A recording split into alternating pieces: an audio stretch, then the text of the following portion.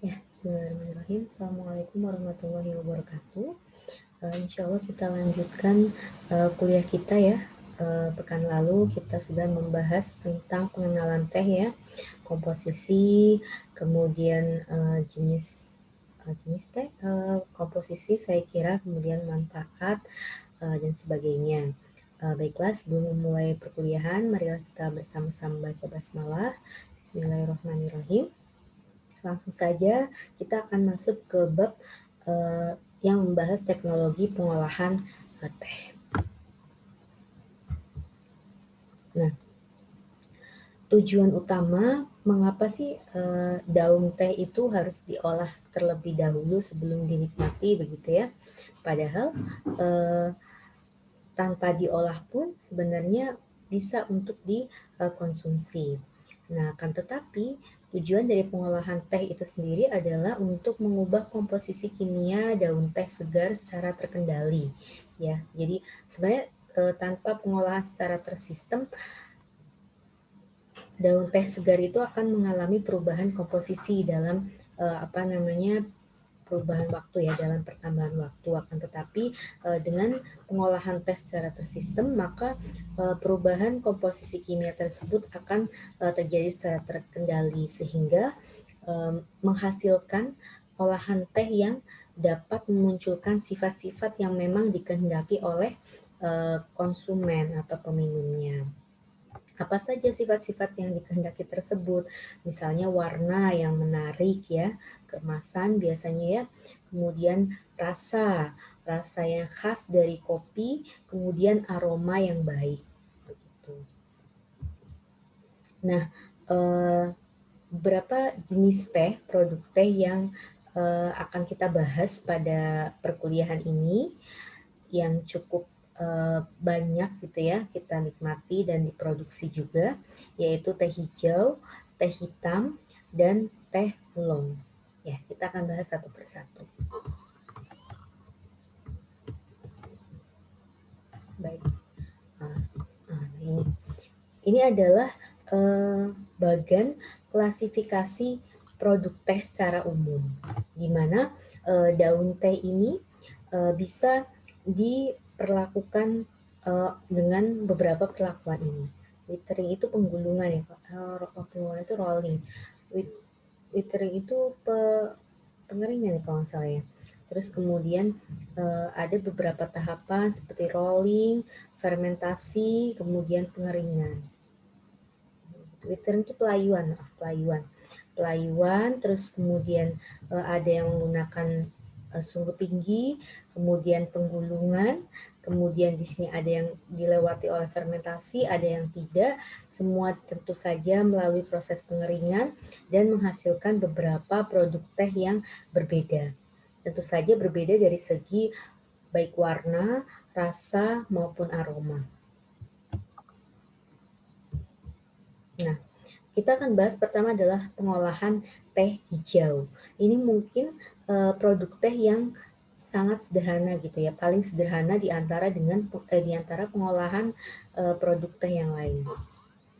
Nah, karena teh hijau ini hanya melewati beberapa proses yang cukup sederhana dalam pengolahan teh ini, sehingga produk teh hijau dibandingkan dengan produk yang lain memiliki fungsional yang paling baik terhadap kesehatan ya dibandingkan dengan produk-produk yang lain.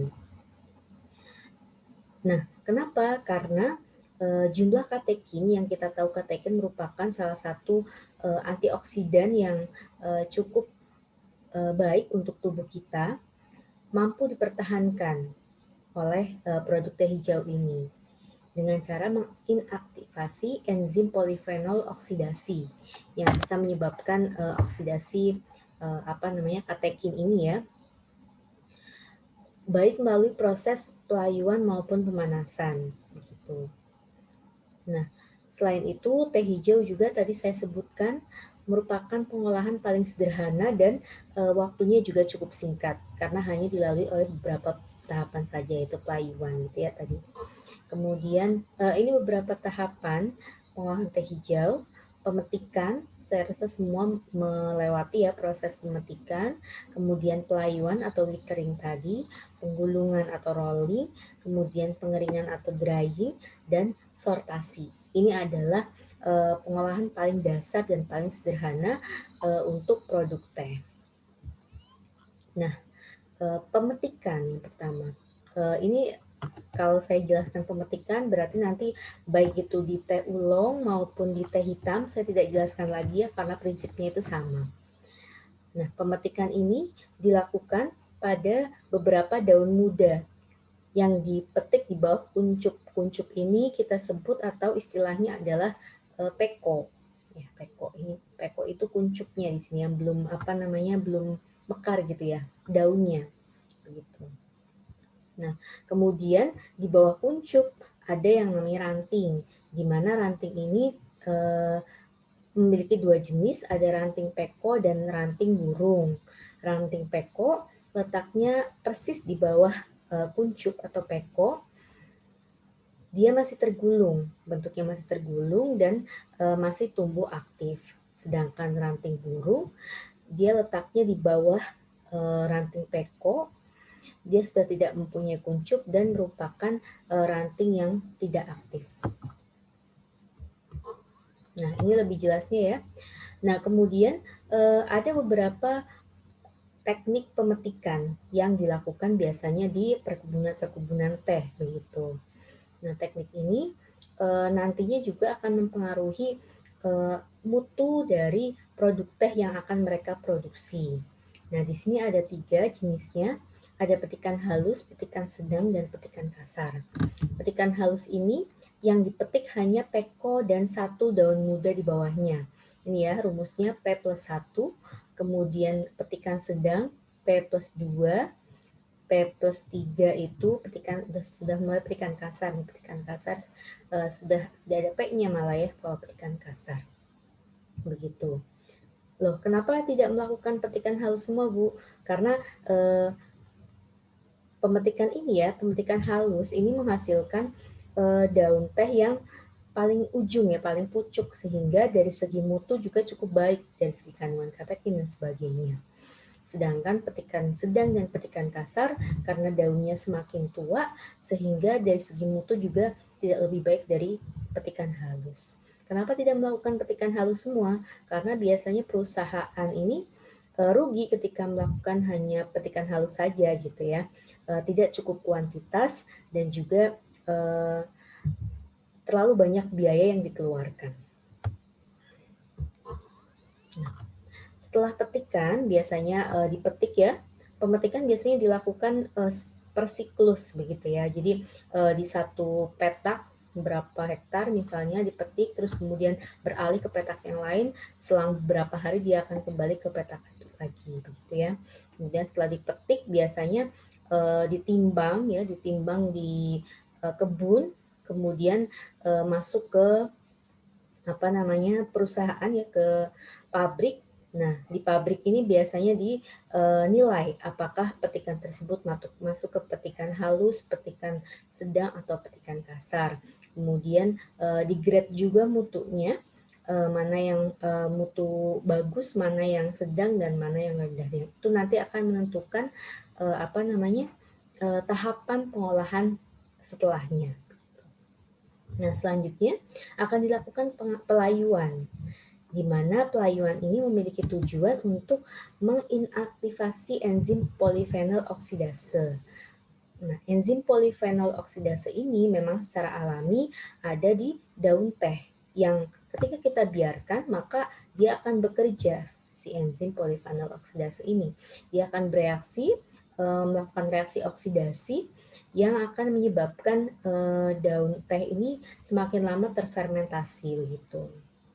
Nah, kemudian pelayuan ini fungsinya adalah untuk menginaktivasi enzim tersebut dan menurunkan kadar air dalam pucuk agar pucuk menjadi lentur dan mudah menggulung.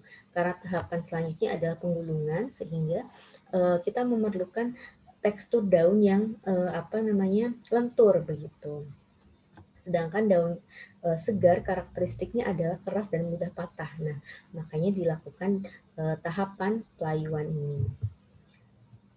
Metodenya adalah dengan mengalirkan sejumlah pucuk secara kontinu dalam alat bernama rotary panner dalam keadaan panas. Jadi dialirkan suhu yang sesuai. Di sini ada suhu 80 sampai 100 derajat, tapi memang tidak lama, hanya 2 sampai 4 menit.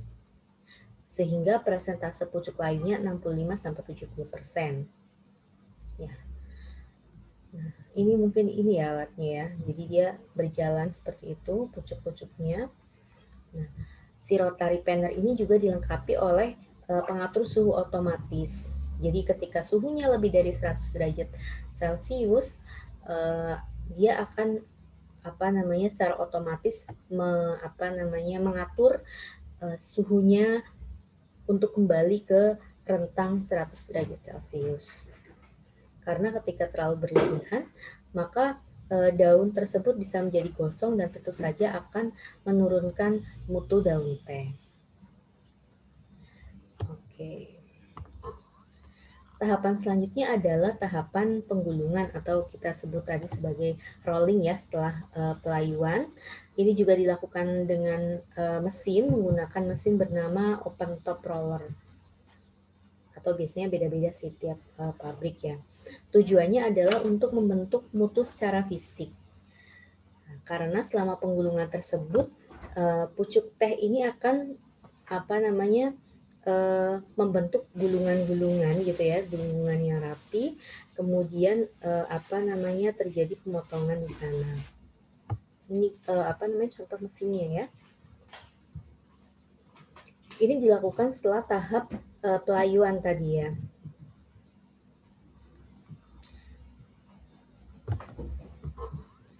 Nah, perubahan-perubahan apa saja yang terjadi pada tahap atau selama tahap penggulungan ini?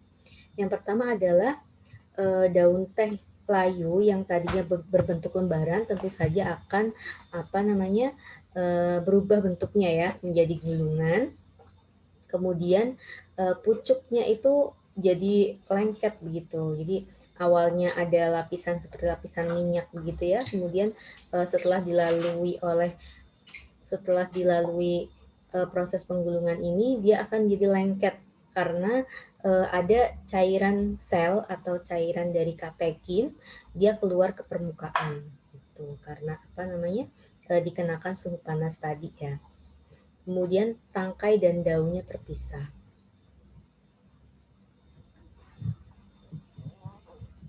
Nah, tahap penggulungan ini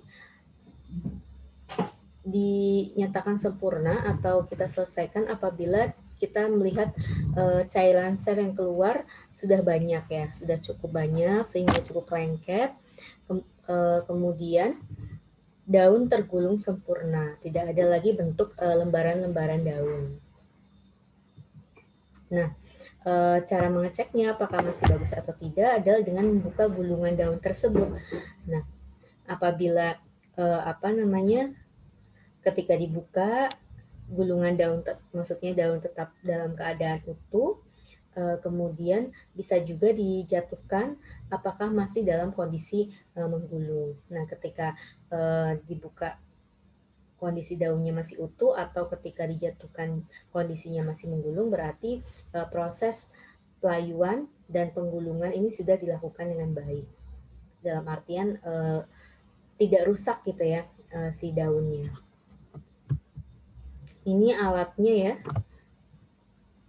untuk penggulungan tadi. Tahapan selanjutnya atau tahapan terakhir ya pada pengolahan teh hijau adalah tahapan pengeringan, di mana tujuannya adalah mengurangi kadar air sampai hanya tinggal 3-4% saja.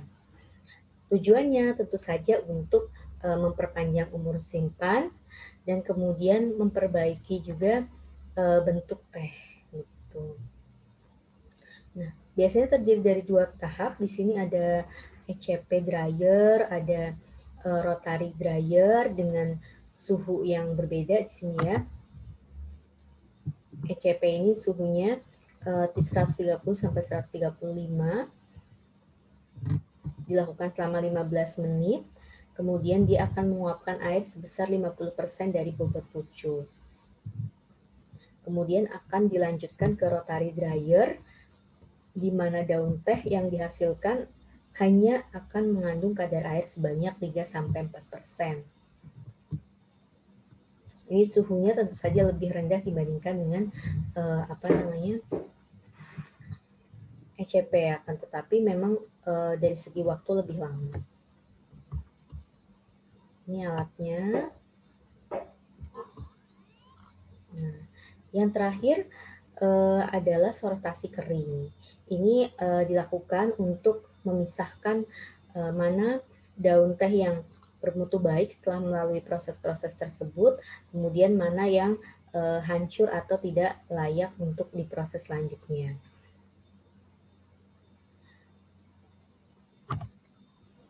Akan tetapi yang tidak layak tadi bukannya sudah tidak bisa digunakan ya atau dipasarkan juga, tapi dengan grade atau mutu yang lebih rendah. Bisa dengan dua cara sortasi ini, bisa dengan diayak dengan menggunakan saringan atau dipisah-pisah dengan menggunakan tangan atau manual, begitu ya. Nah, jenis-jenis mutu teh, ini ada jenis peko, tadi yang berasal dari daun muda, ada jikeng, kemudian bubuk, tulang ranting tulang daun. Nah, itu juga bisa dijadikan salah satu jenis teh, begitu. Kemudian yang hancur-hancur tadi bisa diproses juga menjadi jenis teh bubuk. Gitu. Kemudian yang paling tinggi tentu saja mutunya adalah jenis peko yang gulungannya masih sempurna, kemudian masih bagus bentuknya.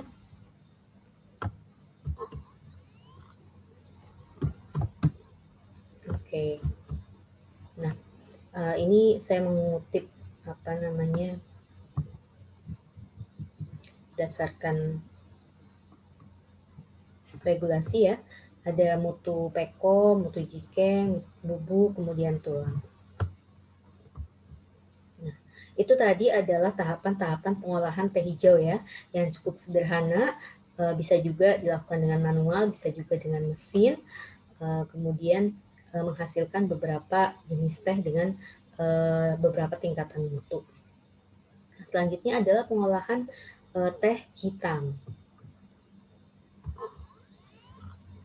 Pengolahan teh hitam ini secara umum di pabrik biasanya ada beberapa jenis. Nah, di antaranya yang paling sering ditemukan adalah jenis ortodoks dan CTC atau curling, curing, dan crushing. Nah, ini adalah perbedaan dari kedua metode tersebut. Dari segi derajat layu pucuknya lebih tinggi di sistem ortodok. Kemudian sistem ortodok dilakukan sortasi bubuk basah, sedangkan CTC tidak dilakukan sortasi bubuk basah, jadi langsung di proses selanjutnya. Kemudian yang berbeda lagi adalah mesin yang digunakan. Kalau di ortodok menggunakan ECP tadi ya, ECP, kemudian CTC ini menggunakan FBD. Teh yang dihasilkan, sistem ortodoks menghasilkan teh dengan cita rasa yang kuat, seduhan yang kuat. Kemudian untuk CTC dia seduhannya lebih soft gitu ya, kurang kuat. Selanjutnya ortodoks ini menggunakan tenaga kerja lebih banyak, sedangkan CTC menggunakan tenaga kerja lebih sedikit. Tenaga listriknya juga tinggi dalam ortodoks, kemudian CTC tenaga listriknya lebih sedikit. Nah, yang berbeda lagi adalah di sini ada oksidasi enzimatis yang dilalui oleh bubuk basah. Dilakukan lebih lama pada sistem ortodoks, sedangkan pada CTC hanya 80-85 menit. Waktu yang diperlukan dalam prosesnya juga lebih panjang pada sistem ortodoks. Nah, ini adalah beberapa tahapannya. Ada pemetikan, saya kira sama penjelasannya dengan sebelumnya teh hijau, pelayuan, penggilingan sama, penggulungan, Kemudian yang berbeda di sini adalah adanya proses fermentasi yang dilakukan secara tersistem. Kemudian pengeringan, sortasi sama saja. Tadi perbedaannya ya secara umum sama. Ini pelayuan tadi ya sudah dijelaskan di awal untuk menurunkan kadar air sehingga menghasilkan daun yang lemas dan mudah digulung. Kemudian juga mengurangi beban pengeringan karena tentu saja kadar airnya sudah turun ya tadi. Dan terjadi juga perubahan senyawa kimia baik dalam rasa maupun aroma yang sudah tercium.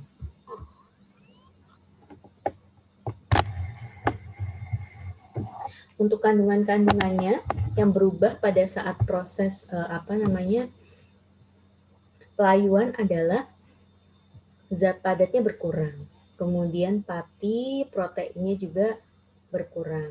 Kadar gula dan asam aminonya naik dan sebagian klorofil akan berubah menjadi feoforbit. Nah, pada metode ortodoks dilakukan proses penggilingan ya sebelum pengeringan tadi ya. Setelah pelayuan ada proses penggilingan yang tujuannya adalah memecah sel-sel daun agar proses fermentasi bisa berlangsung lebih merata karena permukaan yang lebih luas ya. Ini adalah mesinnya ya, mesin penggilingnya. Kemudian tadi penggilingan di metode ortodoks, sedangkan di metode CTC ada proses pemotongan.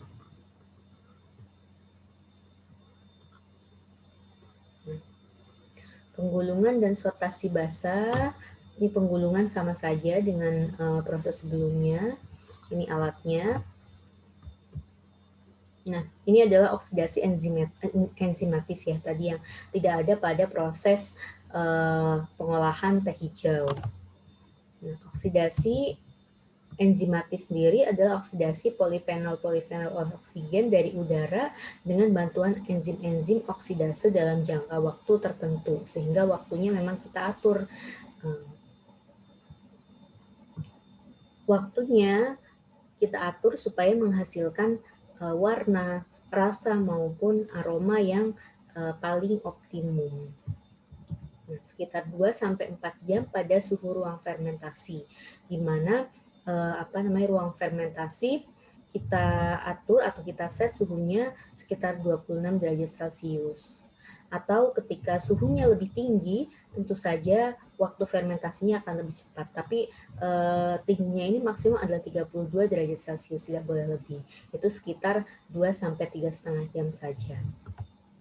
Nah, ini adalah tempat tray untuk menempatkan teh tadi ya yang akan difermentasi.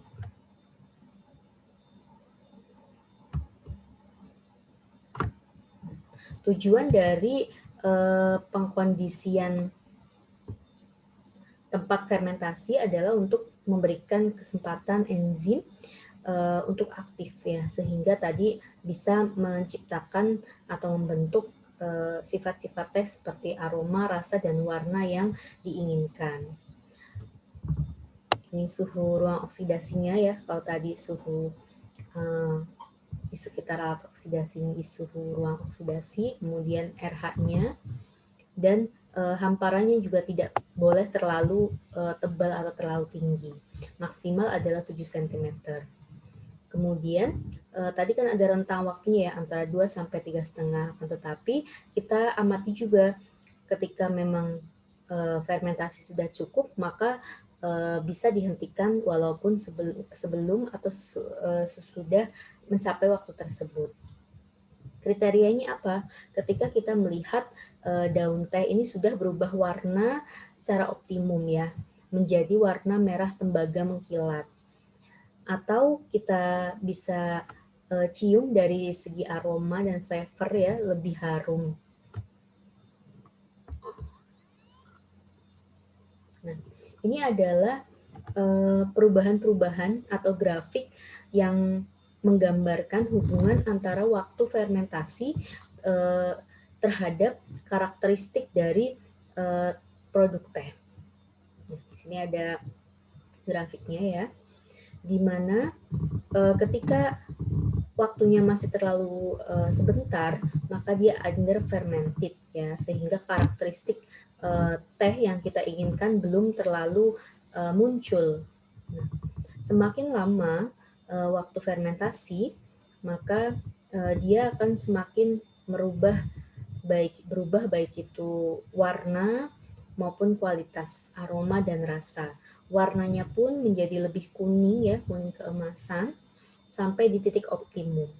Dan ketika titik optimum tersebut terlewati atau diteruskan lagi, maka dia akan over fermented.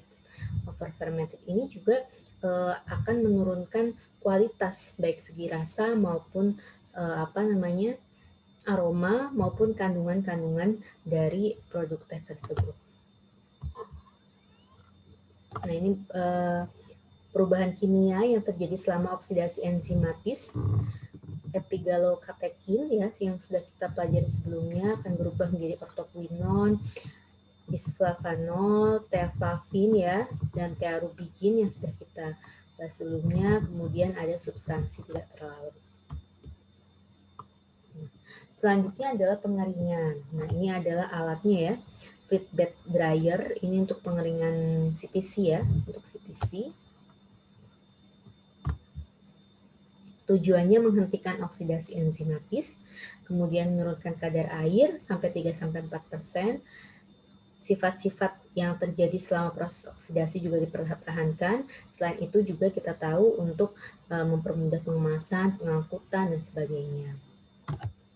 Suhu pengeringan antara 98-100, kemudian waktunya sekitar setengah jam ya, tergantung juga dari banyaknya teh yang kita keringkan, kemudian kondisi dari mesin pengeringnya. Ketebalannya juga harus sama dan berkisar antara 1-2 cm saja. Perubahan yang terjadi selama pengeringan antara lain adalah reaksi oksidasi enzimatis yang tadi kita sudah bahas akan terhenti, sehingga akan mempertahankan mutu dari teh tersebut pada kondisi optimum.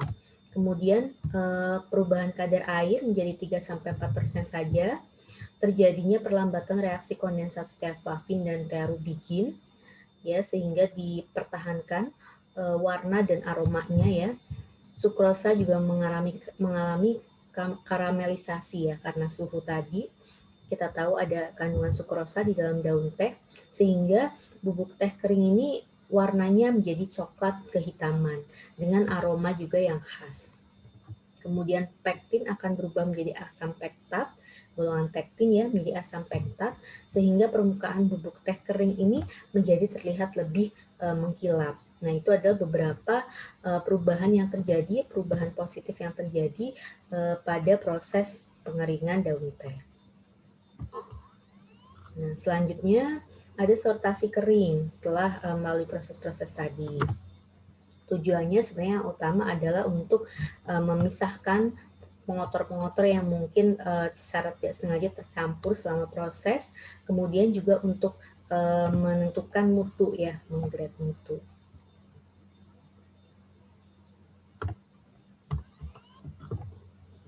Nah, ini adalah alat sortasinya ya, karena ini bentuknya bubuk, jadi dia menggunakan alat seperti ini, bisa menggunakan atau menggunakan prinsip berat jenis ya. Di sini nanti di mana yang kasar, yang halus akan masuk kemana begitu ya.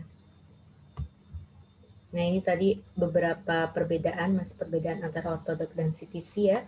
Saya kira sama dengan yang sebelumnya. Nah, kemudian ini ada dari segi fisik ya. Kalau ortodoks menghasilkan butiran yang agak pipih, sedangkan CTC butirannya bulat, kemudian cita rasanya lebih kuat pada ortodoks, penyajiannya lebih lambat, dalam artian dia lebih lambat pekatnya, kemudian kebutuhan penyeduhan 400-500 cangkir per kilo.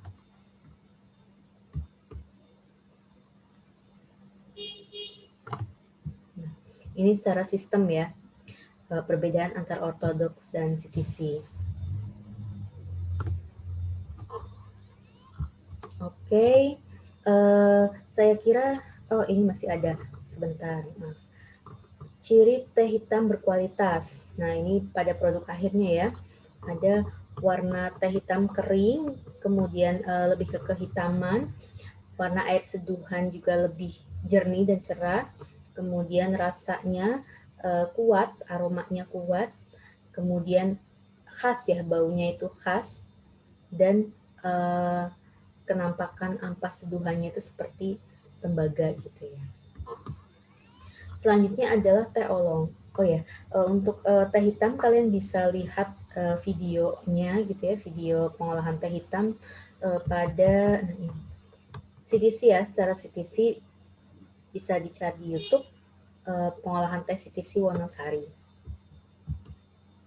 Pengolahan teh oolong, pemetikan sama dengan sebelumnya, pelayuan, penggulungan, yang berbeda di sini adalah perajangan.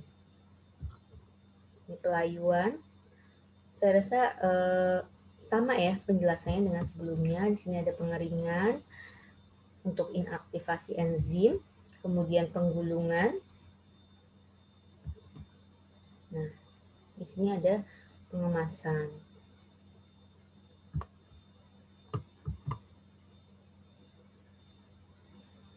Nah,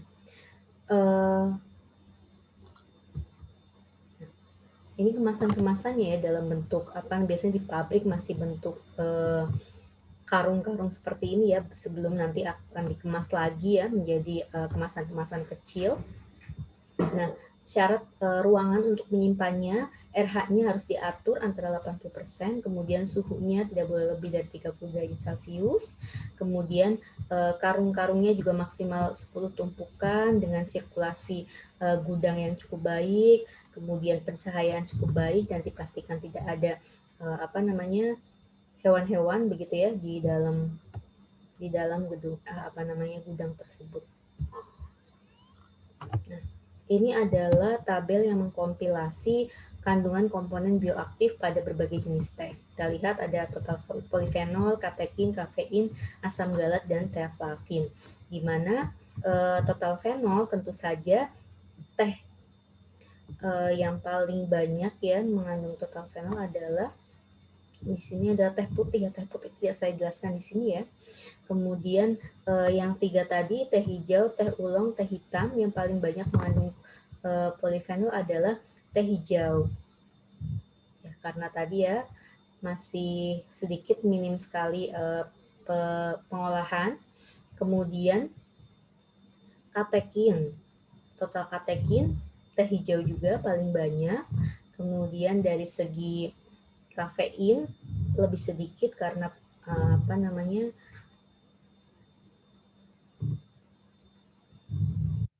kafein lebih banyak pada teh oolong dan teh hitam.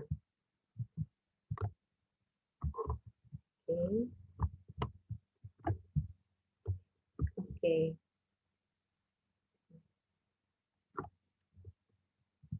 Ini tugasnya boleh silakan dicari teh putih dan teh wangi.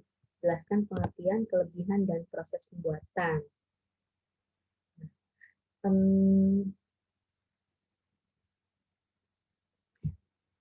Untuk tugasnya ini nanti saya buatkan linknya saja ya di Unidakul. Nah, itu saja penjelasan dari saya mengenai 3 jenis atau 3 metode pengolahan teh ya, dari 3 produk teh, yaitu teh hijau, teh oolong, dan teh hitam. Jika ada pertanyaan, silakan bisa chat di kolom komentar ataupun bisa disampaikan di ruang diskusi Unidakul, maupun bisa disampaikan ke PJ, nanti direkap dan sampaikan kepada saya. Begitu ya, saya kira penjelasan bab teknologi pengolahan teh. Saya akhiri. Wassalamualaikum warahmatullahi wabarakatuh.